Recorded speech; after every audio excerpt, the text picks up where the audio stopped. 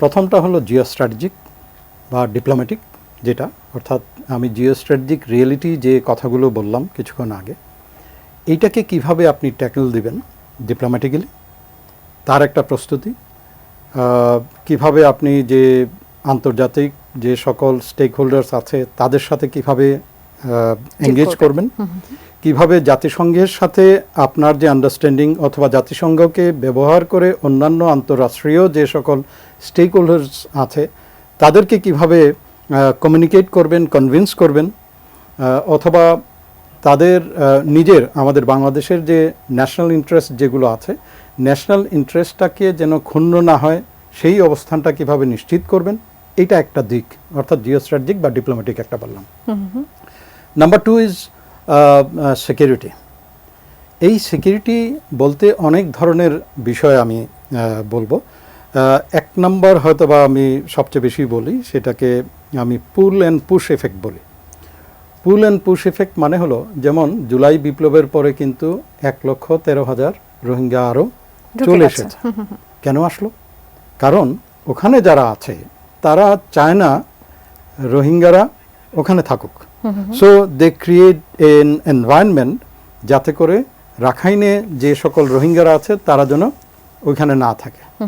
On the other hand, যদি এই রোহিঙ্গারা যারা রাখাইনে আছে তারা যদি বাংলাদেশের রাখাইন থেকে রোহিঙ্গাদের থেকে এক ধরনের মেসেজ যায়, আমাদের লিস্ট লাইফ থ্রেটেন নাই, বেঁচে পড়ে আছি, কোনো রকমে বেঁচে আছি, তাহলে কি হবে?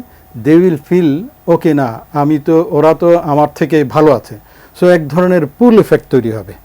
এই পুশ অ্যান্ড পুল এফেক্ট দুইটা যখন এক করবেন তখন মুভমেন্ট কিন্তু রাখাইনের দিকে যাবে না, রাখাইন থেকে বাংলাদেশের দিকে আসবে। সো আপনি যখন মানবিক করিডোরের কথা বলবেন তখন যেন এইটা ইনশিওর করতে হবে যে আরাকান আর্মি অথবা তাতমাদাও যেন এইটার আন্ডারে আবার ডিপপুলেশন যেন না করে ফেলে, অর্থাৎ ডিপপুলেশনের আওতায় বাকি যে সকল রোহিঙ্গারা আছে তাদেরকে যেন এইদিকে না পাঠিয়ে দেয়। এইখানে অনেক ধরনের এইড ওয়ার্কার কাজ করবে। এইড ওয়ার্কারের সেফটি সিকিউরিটি আমরা গাজাতে দেখেছি, ইউক্রেনে দেখেছি, অনেকে মারা গিয়েছে, মিডিয়া কর্মী যারা আছে তারা মারা, তাদের সেফটি সিকিউরিটি কে দিবে?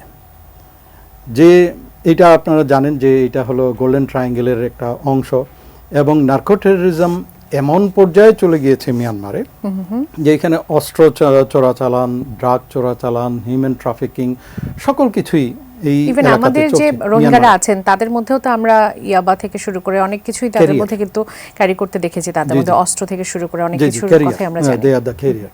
সো এই যে নার্কো টেররিজমের যে এফেক্ট যেটা আছে ওইটা আবার এই করিডোরের মাঝখান দিয়ে, বিকজ তারা জানে যে এটা একটা ডিমিলিটারাইজ জোন, একটা সেফ করিডোর, সো এইটার আন্ডারে আবার যেন ওরা আবার না চলে আসে সেটাও ইনশিওর করতে হবে। কতটুকু ওয়াইড হবে, এন্ট্রি কিভাবে হবে, এই অংশটুকু সেফটি সিকিউরিটির আন্ডারে আনতে হবে। অর্থাৎ যে এগ্রিমেন্টটা হবে এই এগ্রিমেন্টটা একটা বিস্তারিত ক্লজেস দিয়ে এটাকে কভার করতে হবে। একনল হ্যান্ড ওয়াশ 100% প্যারাবেন ফ্রি, তাই নিরাপদ হাতের জন্য আস্থা রাখুন একনলে। থার্ড পয়েন্ট যেটা ছিল সেটা হলো লজিস্টিক্স অ্যান্ড অ্যাডমিনিস্ট্রেশন। সো যে মানবিক করিডোরে যে সকল এইড পাঠানো হবে সেই সকল এইডগুলো কোত্থেকে আসবে, কোথায় থাকবে, প্রিজার্ভেশনগুলো কীরকম হবে, কিভাবে ট্রান্সপোর্টেশন হবে, এইটা যে নিয়ে যাবে, এই যে রাস্তা বা রোড নেটওয়ার্ক যেটা আছে বাংলাদেশের ভেতরে এবং মিয়ানমারের ভেতরে, নদী কিভাবে পার হবে, এই যে অ্যাডমিনিস্ট্রেটিভ এবং লজিস্টিক্স যে সকল বিষয়াবলী আছে সেই সকল বিষয়াবলীরও কিন্তু সলিউশন যেমন থাকতে হবে, প্ল্যানিং থাকতে হবে, কন্টিনজেন্সি থাকতে হবে। একটা জিনিস খেয়াল রাখতে হবে যে এইখানে যদিও আরাকান আর্মি আছে, এই আরাকান আর্মির নর্থে আছে আবার সিএনএফ, চীনে।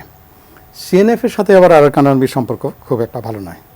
অন দ্য আদার হ্যান্ড, এর সাথে যদি আমি চিটাগং হিল ট্র্যাক্সকে যদি সম্পৃক্ত করি, চিটাগং হিল ট্র্যাক্সে আমরা জানি যে কিছু কিছু সন্ত্রাসী গ্রুপ আছে, লাইক ইপিডিএফ, লাইক জেএসএস, তাদের আর্মড উইং আছে, এবং এই কিছু কিছু সংবাদ আমরা পাই যে বান্দরবন থেকে কিছু কিছু উপজাতি এরা গিয়েছে আরাকান আর্মির সাথে যুদ্ধ করেছে।